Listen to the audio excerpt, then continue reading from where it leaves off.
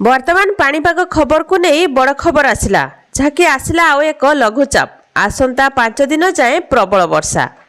बांग्लादेश और पार्श्ववर्ती अंचल में सक्रिय थिबा घूर्णिबलय घनीभूत होई लघुचापर रूप नेछि। एहरी प्रभाव में आसंता 5 दिन जाए राज्य हाल्का मध्यम धरणर वर्षार संभावना। तेबे 18टी जिले में किछि स्थान में 7 ରୁ 11 सेंटीमीटर पर्यंत वर्षा हेबो। तो आसतु देखा केउ सब जिला को वर्षार संभावना। वीडियो को लास्ट पर्यंत देखंतु आपणक जिला भी थाई पारे। आ वीडियो को देखिया पूर्व प्रथम गोटे लाइक करंतु, चैनल को नुआ आस्थिले चैनल को सब्सक्राइब करी पाखर थिबा घंटी चिन्ह को दबाई दियंतु।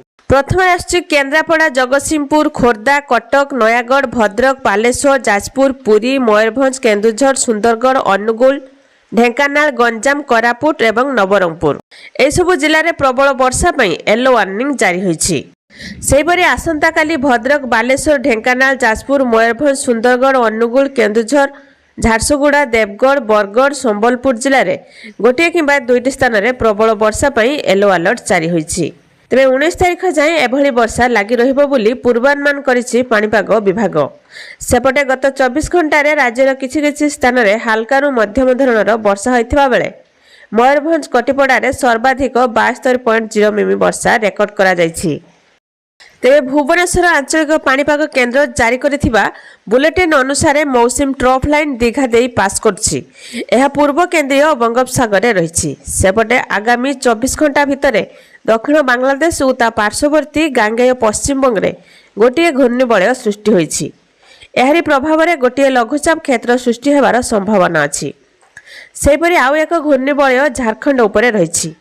एहि सब कारणरू ओडिशार आगामी 5 दिन पर्यंत वर्षा लगी रहिबार संभावना अछि। तेबे आज समग्र राज्य में घड़घड़ी सहित वर्षा।